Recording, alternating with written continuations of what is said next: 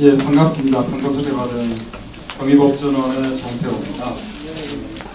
오늘 제가 기본권 보장 강화를 위한 개헌과 그 한계라는 주제로 여러분들 만나 뵙게 돼서 대단히 영광스럽게 생각합니다. 다만 저한테 할당된 시간이 굉장히 제한이 돼 있고, 그래서 제가 여러 페이지 이렇게 준비를 해왔습니다만 몇 가지 쟁점 중심으로 간략하게 지금 우리가 현재 이 개헌 논의 과정에서 특히 기본권과 관련해서는 어떤 점에 관심을 가져야 될지 그거를 설명을 해드릴까 합니다. 정치권은 무엇보다도 이제 정부 형태, 게다가 지방 분권 이런 쪽 이 권력을 나누는 문제에 대해서 이제 관심을 갖고 있다면, 아마 시민사회는 그것도 물론 관심의 대상이긴 합니다만, 어떻게 하면 인간답게 모두가 골고루 잘 살 가능성을 국가로부터 보장받을 것입니다. 그리고 우리가 뽑은 대표자들이 선거 때만 우리들한테 머리를 조아리고 선거 끝나면 언제 그랬냐, 오히려 목에 힘주고 자기들 마음대로 이 국정을 응당하는 이런 사태를 어떻게 막아볼까? 그러니까 이 국정에 대한 국민의 어떤 직접적 통제의 가능성을 어떻게 국가적으로 확보할 거냐? 아마 이런 데 좀 더 많은 관심을 가지고 있는 것 같습니다. 특히 이제 그와 관련된 주제가 기본권이죠. 근데 기본권이라는 것이 과연 뭐냐? 다 쉽게 머릿속에 아마 떠올리실 수 있을 개념인 것 같으면서도 정작 간명하게 정의를 하려고 하면 또 쉽게 이 정의가 안 되고, 또 학계에서도 이것 가지고 여러 가지 논의가 있습니다. 근데 일단 여기서는 이제 이제 개인이 국가에 대해서 주장할 수 있는 권리인데, 그런 권리는 법률에 의해서도 보장이 되고요. 조례에 의해서도 인정이 될 수가 있고, 그렇습니다만, 헌법에 의해서 보장이 돼요. 헌법에 의해서 보장이 되고, 또 헌법에 의해서 보장되는 모든 권리가, 모든 개인의 국가에 대한 권리가 다 기본권이냐? 엄밀히 보면 그 중에서도 근본성을 떼야 돼요. 이게 아주 중요한 그런 개인이 국가에 대한 권리, 이것을 보통 이제 기본권이라 이렇게 지칭을 합니다. 그래서 이렇게 헌법에 이 개인의 국민에 대한 권리가 보장이 되면, 헌법이 아마 여러분들 다 들으셨을 겁니다. 한 나라의 최고법이다. 최고법이기 때문에 입법자도 함부로 못하고, 당연히 이 행정부나 법원을 비롯한 헌법재판소도 함부로 할 수가 없게 돼요. 그래서 매우 그 권리의 효력이 강화되는 거죠. 물론 헌법에 어떤 이 기본권이 보장된다고 해서 그 100% 현실에서 그대로 실현이 되는 건 아닙니다. 여러 가지 자유가 보장이 되면, 어떤 자유를 기본권의 형식으로 보장이 되면, 예를 들면 직업의 자유를 보장한다. 우리 헌법 15조에 모든 국민은 직업 선택의 자유를 가진다, 이렇게 직업의 자유가 보장이 되어 있습니다만, 이건 이때 말하는 직업의 자유란 국민이 쉽게 얘기하면 겁니다. 먹고 살기 위해서 어느 정도 이제 지속적으로 하는 인간의 모든 활동을 직업 활동이라고, 그것과 관련된 자유가 보장이 됩니다. 근데 현실에서는 어떻습니까? 이 직업 활동에 대해서 여러 가지 규제가 가해지죠. 왜냐하면 이 먹고 살기 위해서 어떤 활동을 하다 보면 이게 다른 사람의 자유와 충돌할 수도 있고요. 또 청소년의 어떤 예를 들면 전자오락이라든가 뭐 또는 요 근처에 보다 보면 무슨 사창가도 아직도 남아 있던데 이건 청소년의 어떤 정서 발달이라든가 이런 것에 또 아주 악영향을 줄 수 있단 말이죠. 그리고 또 심지어는 누구는 상습 도박을 하고 누구는 상습 절도를 하고 상습 강도를 해서 먹고 사는 사람도 있어요. 그러니까 이러한 활동을 일단은 자유로 보장을 하되 우리 헌법 37조 2항 여러분들 헌법전 가지고 계신가요? 네. 거기 보면 이렇게 보장된 자유를 공익을 위해서 제한할 수 있는 가능성을 열어놨어요. 그러니까 이 헌법에 이런 보장된 자유의 범위하고 실제적으로 실효성 있기에 현실에서 우리가 누릴 수 있는 자유의 범위는 큰 차이가 나요. 근데 국가가 이렇게 헌법에 의해서 보장된 자유를 함부로 제한할 수 있는 게 아니에요. 거기 37조 2항 보면은 이 자유를 제한하는데 이 국가가 지켜야 될 여러 가지 조건들이 명시가 되어 있습니다. 그러니까 일단 목적은 뭐냐면 국가안전보장, 질서유지, 공공복리를 위해서 제한해야 되고 또 이 방식은 뭐냐면 법률로 써야 돼요. 이때의 법률은 그냥 아무렇게나 임의의 법률이 아니고요. 명확한 법률. 그래서 이게 법치국가적인 법률은 명확성을 띠어야 되는데 명확하지 않으면 이 법률을 집행하는 적용 집행하는 기관이 지멋대로 법률을 적용할 수 있어요. 그래서 명확한 법률로 제한을 해야 되고 그런 경우에도 꼭 필요한 범위 내에서만 제한할 수 있도록 되었습니다. 그러니까 목적을 달성 예를 들면 뭐 이런 거예요. 초가 빈대 잡으려고 초가 상가를 태워서는 안 된다. 어떤 공익을 달성하기 위해서 뭐 직업의 자유를 제한하는데 이게 뭐 교각사루의 뭐 정도가 된다든가 뭐 아예 예를 들면 빈대를 잡기 위해서 아예 초가집을 태워버린다. 물론 빈대 잡을 수 있죠. 태워버리면. 그런데 비교를 해보면 어떻습니까? 그냥 빈대한테 좀 번열을 하더라도 같이 사는 것이 더 이익이 될 수가 있단 말이에요. 그래서 이런 여러 가지 요건을 충족하는 가운데 국가는 기본권을 제한을 할 수 있는 거예요. 그러니까 어쨌든 이렇게 헌법에 뭐 자유를 보장하기 위해서 이 관련 기본권이 보장이 되면 국가는 이 기본권을 함부로 할 수가 없어요.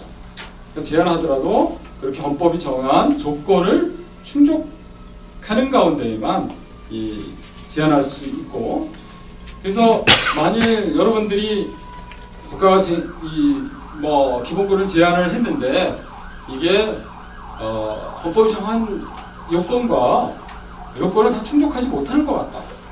그러면 이제 다툴 수가 있어요.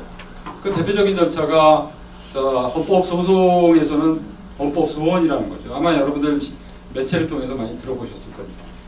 그래서 이거를 통해서 내 자유를 제한하는 법률이 위헌이야. 왜?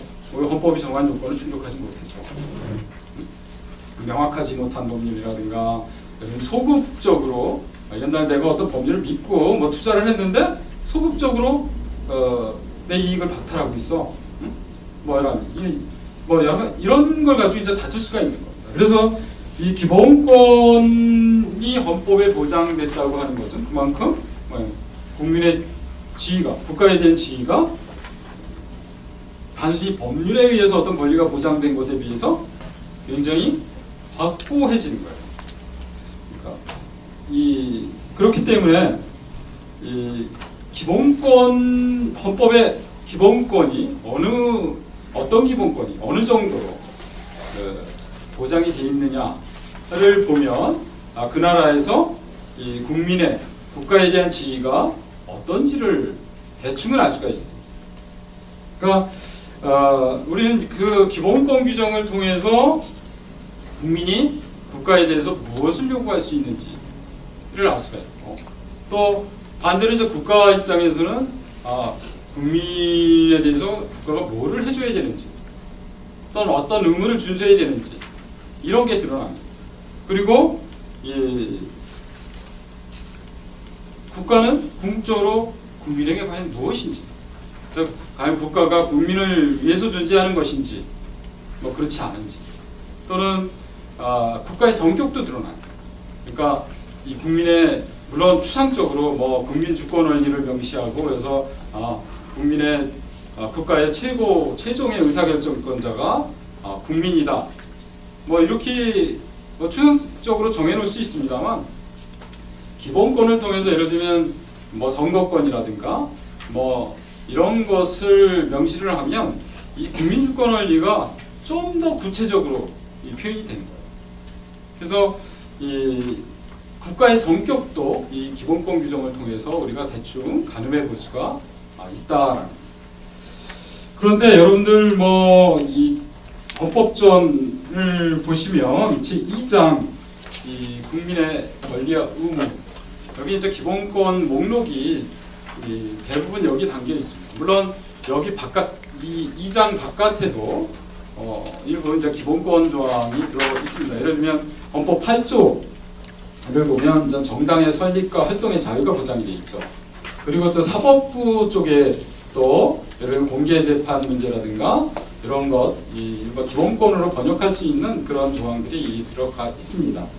근데 어쨌든 이 다른 나라 헌법과 비교를 해보면, 예를 들어 미국 헌법이나 일본 헌법이나 이런 것과 비교를 해보면 우리나라 기본권 목록이 부족하지가 않습니다. 굉장히 풍부한 그 기본권 목록을 가지고 있는 나라. 그러니까 이제 단순한 자유권뿐만 아니라, 예를 들면 국가의 자유권은 뭐냐면 이 국민이 뭐 예를 들면 아까 직업의 자유를 예를 들었습니다만, 어떤 그 뭐 활동이나 이 활동을 할 수 있는 가능성을, 뭐 국가의 간섭을 받지 않고 활동을 할 수 있는 가능성을 보장하는 기본권을 우리 자유권이라고 하죠. 뭐 직업의 자유 말고도 뭐 행복 추구권, 그리고 신체의 자유, 주거의 불가침, 뭐 그리고 학문과 예술의 자유, 언론 출판의 자유, 집회 결사의 자유, 뭐 이런 것, 그리고 재산권, 이런 걸 우리 뭐 이 자유권이라고 합니다. 근데 그 자유권뿐만 아니라 우리 또 국가에 대해서 인간답게 살기 위해서 필요한 여러 가지 급부를 요구할 수 있어요. 그러니까 시장에서 능력 있는 사람은 시장에서 돈 주고 살 수 있는데 내가 능력이 부족해요.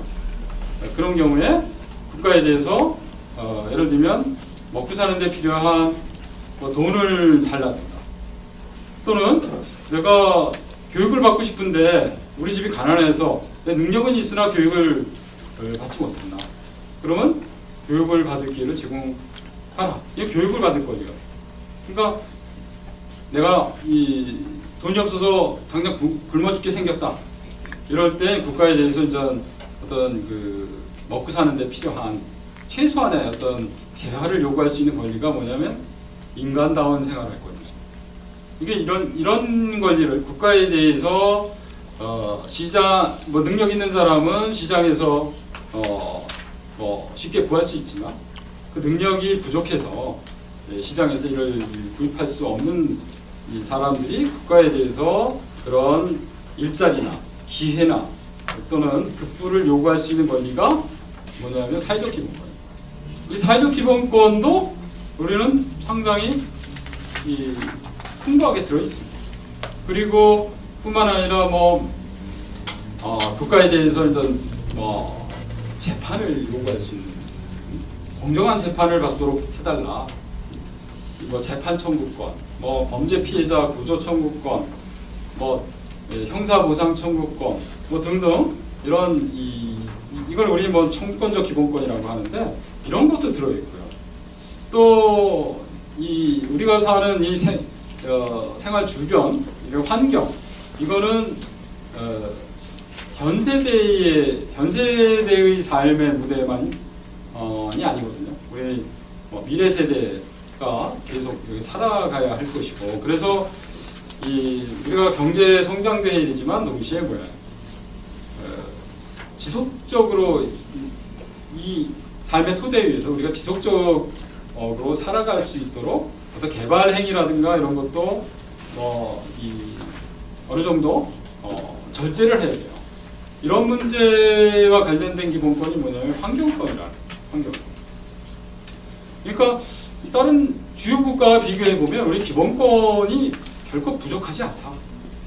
그래서 꼭 뭐 기본권 보장 강화를 위해서 개헌을 해야 되느냐라고 물어본다면 저는 글쎄요, 꼭 그럴 필요는 없습니다. 그리고 이 기본권 규정들이요, 굉장히 추상적으로 규정이 돼 있어요. 그러니까 행복 추구권이 뭡니까, 여러분들? 그러니까 이거는 행복을 추구하기 위해서 저희가 원하는 것을 하거나 하지 않을 자유로 일반적으로 해석이 됩니다. 그러면 사실상 뭐든지 할 수 있는 자유가 돼요. 뭐든지 할 수 있는. 그러니까 이게 포괄적인 자유 보장이 됩니다. 행복 추구권. 그러니까 여기 헌법에 열거되어 어떤 자유가 열거되어 있지 않다. 그러면 어디로 가면 되느냐? 헌법 10조 의 행복 추구권을 들이대면 됩니다.